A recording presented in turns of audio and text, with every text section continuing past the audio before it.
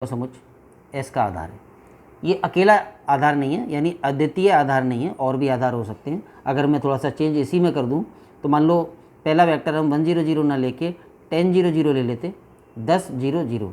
दूसरा वेक्टर मैंने ले लिया 0 2 0 और तीसरा वेक्टर ले लिया 0 0 7, तो भी अब ये यूनिट वेक्टर नहीं रहे, लेकिन हम जैसा प्रूव करने का तरीका है हम प्रूव कर सकते हैं कि ये तीनों वेक्टर्स का सेट भी एल है और इन तीनों वेक्टर्स के कॉम्बिनेशन के रूप में भी V3 का कोई भी वेक्टर व्यक्त किया जा सकता है।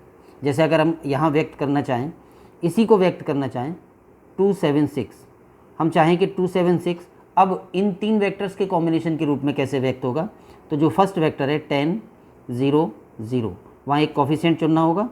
सेकंड वेक्टर है 0 2 0, यहाँ एक गुणांक लेना होगा। और थर्ड वेक्टर है 0 0 7, यहाँ एक गुणांक लेना होगा। और ये गुणांक ऐसे हों कि ये पूरा एक्सप्रेशन सॉल्व होके इतना आ जाए। तो जैसे फर्स्ट कंपोनेंट 2 इसी से आएगा, क्योंकि अन्य के तो 0 हैं, तो यह 10 है और लाना 2 है, तो हम कोफिशिएंट ले सकते हैं 2/10 यानी कि 1/5। इसको अंदर मल्टीप्लाई करेंगे तो 2 हो जाएगा। यहाँ 2 है, लाना 7 है, तो हम ले सकते हैं 7/2। और यहाँ 7 है, लाना 6 है, तो हम ले सकते हैं कि 6/7 है। तो तीन कोफिशिएंट्स हो गए 2/10 या 1/5, 7/2 और 6/7, और ये सॉल्व होने पर इतना आ जाएगा। तो ये भी आधार है। तो ये हो गया आधार का concept.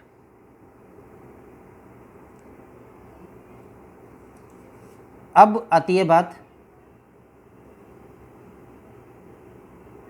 Finite dimensional vector space, परिमित विमीय सदिश समष्टि किसे कहते हैं? फाइनाइट डायमेंशनल वेक्टर स्पेस ऐसे वेक्टर स्पेस को कहते हैं जिसका कोई परिमित जनक विद्यमान हो। जनक हमने समझ लिया क्या होता है, जनक परिमित और अपरिमित हो सकता है। अगर किसी वेक्टर स्पेस का परिमित जनक मौजूद है तो वो वेक्टर स्पेस परिमित विमीय सदिश समष्टि कहलाता है, फाइनाइट डायमेंशनल वेक्टर स्पेस कहलाता है। तो ये आधार का कंसेप्ट हो गया। इसके बाद हम आए आधार से रिलेटेड एक बहुत इंपॉर्टेंट थ्योरम पर, जिसको कि हम कहते हैं एग्जिस्टेंस थ्योरम या अस्तित्व प्रमेय। और उस थ्योरम का स्टेटमेंट ये है कि every finite dimensional vector space has a basis, हर परिमित विमीय सदिश समष्टि का एक आधार होता है। एग्जिस्टेंस थ्योरम या अस्तित्व प्रमेय।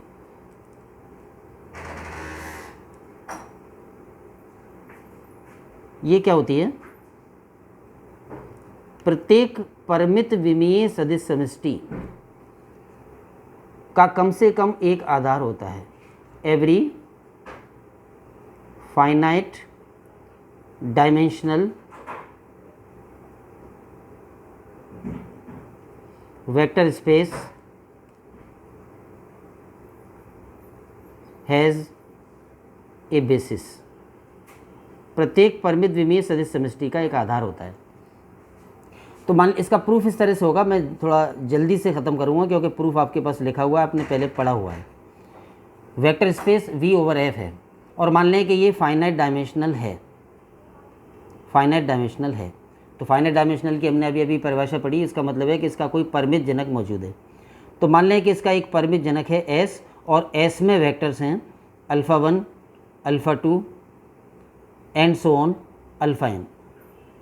ये परिमित समुच्चय जो V का जनक है, क्योंकि ये फाइनाइट डायमेंशनल दे रखा है, परिमित विमीय दे रखा है। और परिमित विमीय का मतलब ही यही होता है कि उसका कोई परिमित जनक मौजूद होगा, एक परिमित समुच्चय होगा जो जनक होगा। तो ये परिमित समुच्चय है और ये जनक है V का। जनक है का मतलब यह है कि linear span of S V के बराबर आएगा, जनक होने का ये मतलब होता है।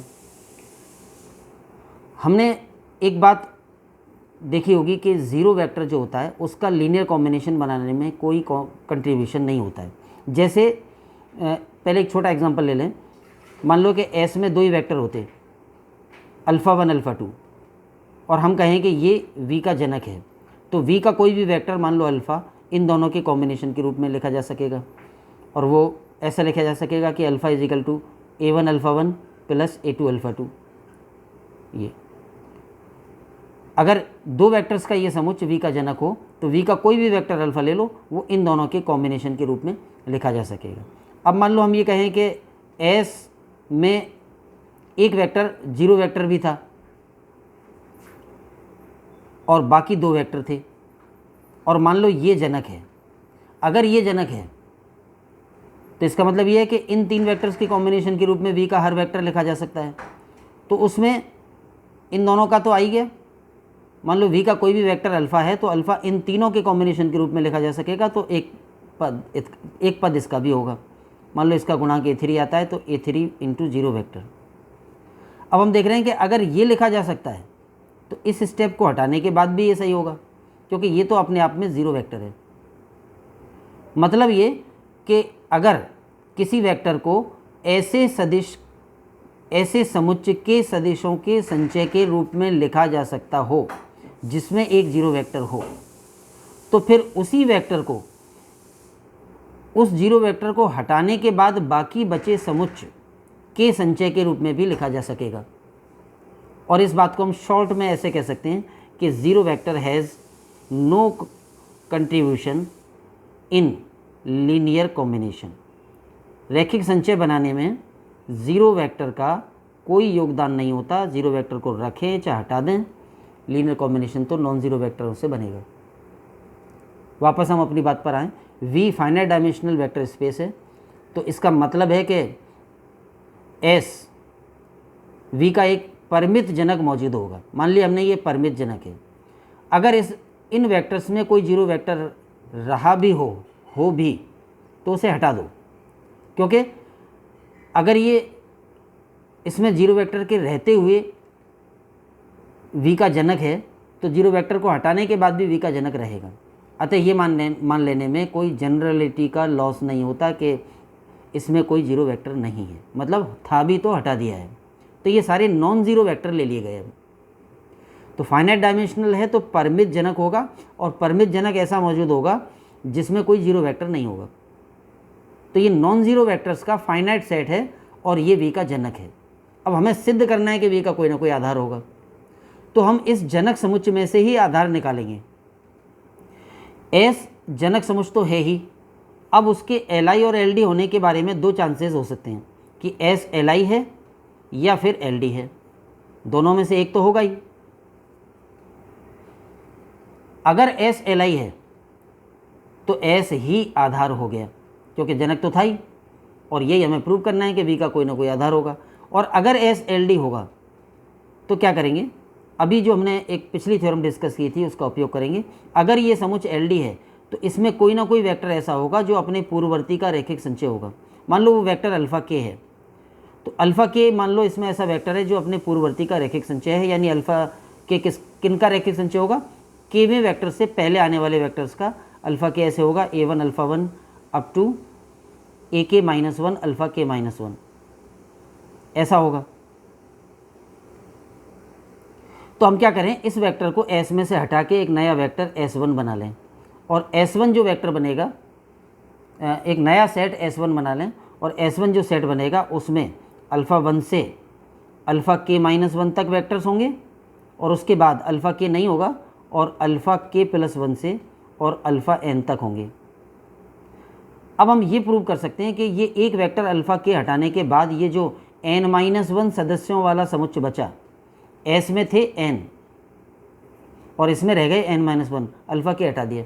ये कब कर रहे हैं हम, अगर S Ld हो तो उसमें कोई एक वेक्टर ऐसा होगा जो अपने पूर्ववर्ती का संचय है और वो उस पूर्ववर्ती के संचय वाले वेक्टर को हटा दें, तो n माइनस 1 सदिशों वाला ये समुच्चय बचेगा। अब हम ये प्रूव करने जा रहे हैं कि ये समुच्चय भी जनक है, यानी एक वेक्टर कम कर देने के बाद भी ये जनक बना हुआ है।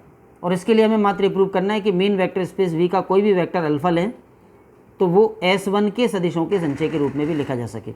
अगर अल्फ़ा V का है तो अल्फ़ा LS का तो होगा ही, क्योंकि V बराबर LS। LS का है तो अल्फ़ा S के सदिशों का संचय होगा। S के सदिश हैं अल्फ़ा 1 से अल्फ़ा n तक, तो अल्फ़ा ऐसा होगा B1 अल्फ़ा 1 से वो केवा भी आएगा, B के अल्फ़ा k, और उसके बाद last B N alpha N, ऐसा होगा। हम क्या करें कि अल्फ़ा के की ये वाली वैल्यू रख दें जो उसके पूर्ववर्ती के संचय के रूप में लिखी है। तो अल्फ़ा बराबर हो जाएगा beta one alpha one up to B K, और अल्फ़ा के की जगह ये वाली वैल्यू रख दें a one alpha one up to a k minus one alpha के माइनस वन, और फिर अन्य वेक्टर्स वाले पद।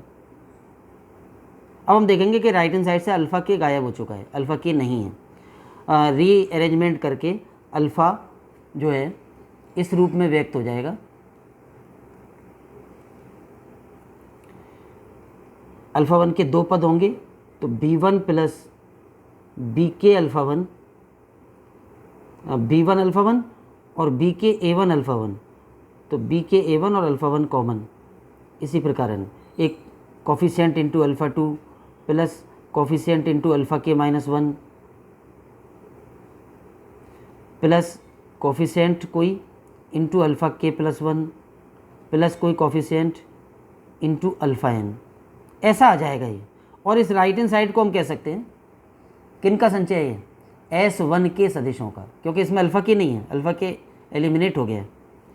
तो जो हमने V का मेन वेक्टर स्पेस V का एक वेक्टर माना, वो किसके रूप में व्यक्त हो गया, इस S1 के सदिशों के रैखिक संचय के रूप में। इसका मतलब ये S1 भी जनक है, यानी LS1 बराबर भी V होगा।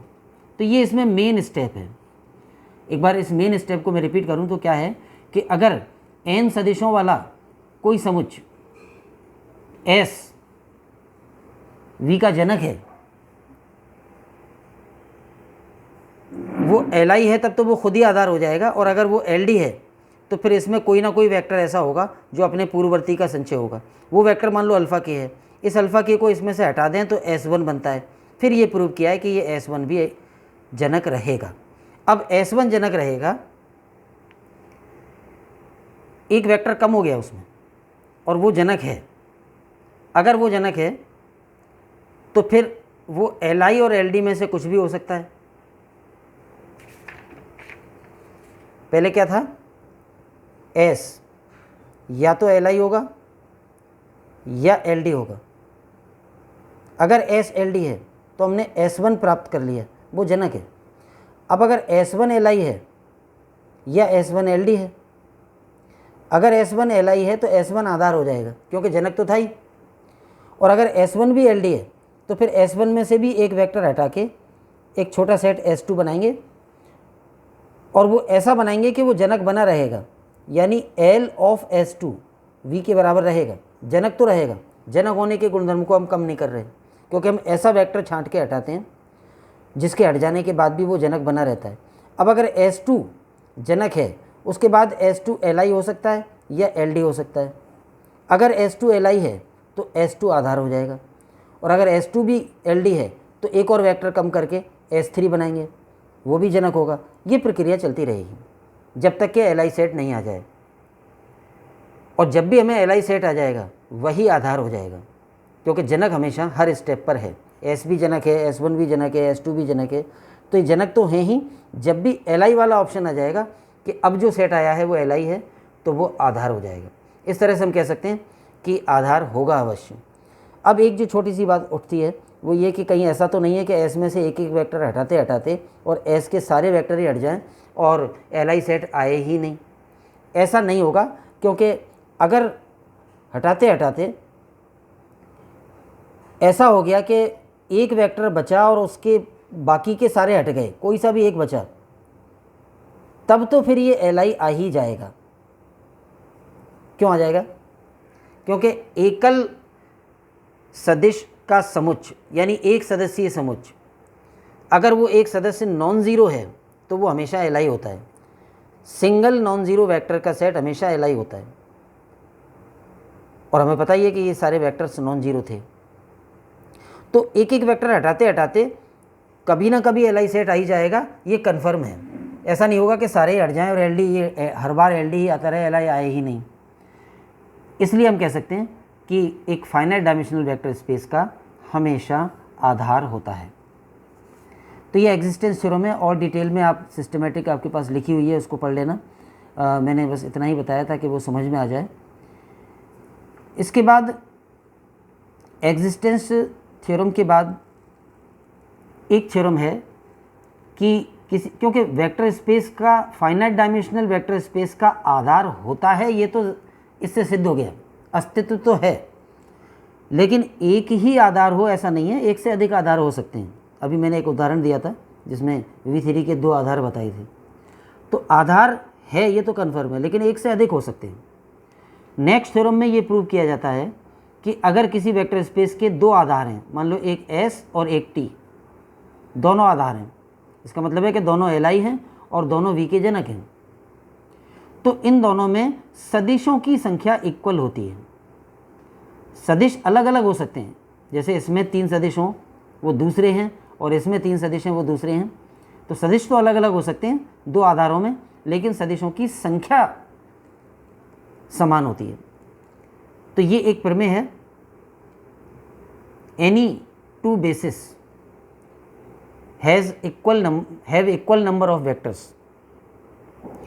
किसी परिमित विमीय सदिश समष्टि के किन्हीं 2 आधारों में सदिशों की संख्या समान होती है। ये थ्योरम थोड़ी सी बड़ी है और हम एक्सपेक्ट कर सकते हैं कि ये सेक्शन सी के लायक थ्योरम है, फिर भी आप इसको रफली पढ़ लेना। इस थ्योरम के बाद एक टर्म डिफाइन करें, डायमेंशन। डायमेंशन या विमा किसे कहते हैं? Number of elements in a basis, आधार में अवयवों की संख्या को विमा कहते हैं। तो ये भी बहुत आसान सा कंसेप्ट हो गया। किसी परिमित विमीय सदिश समष्टि के आधार में जितने अवयव हैं, मान लो आधार में 3 अवयव हैं तो उस सदिश समष्टि की विमा 3 हो जाएगी। जैसा कि अभी हमने एक उदाहरण में देखा था कि V3/R का आधार था सेट S, जिसमें एलिमेंट्स थे 3 unit vectors E1 E2 E3, तो 3 अवयव हैं आधार में, तो हम कहेंगे कि इस वेक्टर स्पेस की विमा 3 है, और उस बात को लिखते ऐसे हैं, DIM यानी डायमेंशन ऑफ V3 बराबर 3। तो परिमित विमीय सदिश समष्टि का आधार हमेशा होता है, आधार एक से अधिक हो सकते हैं, लेकिन उनमें अवयवों की संख्या समान होती है, उस समान संख्या को हम कहते हैं विमा। तो ये डायमेंशन का कंसेप्ट हो गया। डायमेंशन के इस कंसेप्ट के बाद एक थ्योरम है एक्सटेंशन थ्योरम, विस्तार प्रमेय। एक्सटेंशन थ्योरम या विस्तार प्रमेय, उसका मतलब क्या होता है कि किसी finite dimensional vector space V/F का कोई भी सबसेट है S, और मान लो S Li है, तो या तो ये Li तो है ही, अब ये आधार है कि नहीं। तो थ्योरम यह है कि कोई भी Li समुच्चय या तो स्वयं ही आधार होता है, या उसमें कुछ सदिश और बढ़ाने पड़ेंगे और वो आधार हो जाएगा। यानी या तो S स्वयं ही आधार होगा, या S का कोई सुपरसेट T आधार हो जाएगा। इसको दोनों तरह से बोल सकते हैं।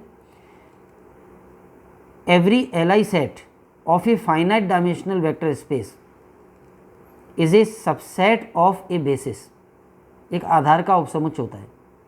या एवरी Li समुच्चय of a finite dimensional vector space can be extended to form a basis. हर Li समुच्चय को, रैखिकता स्वतंत्र समुच्चय को बढ़ा के आधार बनाया जा सकता है। यानी या तो ये खुद ही आधार हो, और नहीं हो तो इसमें कुछ वेक्टर्स और मिलाने पड़ेंगे और ये आधार हो जाएगा। ये विस्तार प्रमेय है। तो विस्तार प्रमेय का भी प्रूफ अब पढ़ लेना, अब समझ में आ जाएगा। ये सारे कंसेप्ट हमने रिवाइज कर दिए हैं, तो जो सिस्टमेटिक प्रूफ आपके पास है उससे वो समझ में आ जाएगा। थोड़ा सा मैं उसका प्रूफ रिवाइज कर दूं तो ये है कि V वेक्टर स्पेस है, फाइनाइट डायमेंशनल है, और S उसका Li समुच्चय है, और V क्योंकि फाइनाइट डायमेंशनल है तो उसका कोई ना कोई आधार तो होगा ही। तो मान लिया कि V का आधार है B, और B में वेक्टर्स हैं, मान लो β1 β2 अप टू कितने भी होंगे बीटा के, βn, ये क्या है V का कोई आधार है और S एक कोई एलआई समुच्चय है। मान लो कि S में वेक्टर्स हैं अल्फ़ा 1 से अल्फ़ा m तक, तो ये एलआई है। अब हम ये बताने के लिए कि इसमें कुछ वेक्टर्स और बढ़ाकर ये आधार बन जाएगा, यानी कि ये किसी आधार का सबसेट है। S और B के वेक्टर्स मिलाकर एक सेट बना लेते हैं, मान लो T1। उसमें पहले S के अवयव रख दो अल्फ़ा 1 से अल्फ़ा m तक, और फिर B के अवयव रख दो बीटा 1 से बीटा n तक। ये समुच्चय जनक तो होगा ही, क्योंकि जनक का सुपर सेट है। ये तो B आधार है, तो ये एलआई भी है और ये जनक भी है। जनक का सुपर सेट जनक ही होता है, यानी जनक में कुछ और वेक्टर्स मिला दो तो वो जनक ही बना रहता है।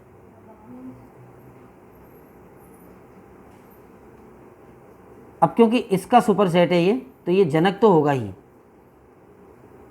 अब अगर ये सेट एलआई हो जाए तो ये खुद ही आधार हो जाएगा जो एस का सुपर सेट है, और अगर ये एलडी है तो फिर इसमें से कोई ना कोई वेक्टर अपने पूर्ववर्ती का संचय होगा।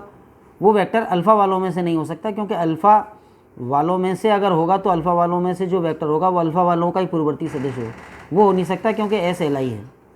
एलआई समुच्चय का कोई भी वेक्टर अपने पूर्ववर्ती का संचय नहीं होता है, इसलिए इसमें ऐसा वेक्टर जो अपने पूर्ववर्ती का संचय है वो बीटा वालों में से होगा। मान लो वो वेक्टर बीटा के है, तो हम बीटा के को हटा देंगे और इससे एक कम अवयव वाला सेट बन जाएगा T2, जिसमें अल्फ़ा वाले तो सारे वेक्टर मौजूद रहेंगे, बीटा वाला एक कम पड़ जाएगा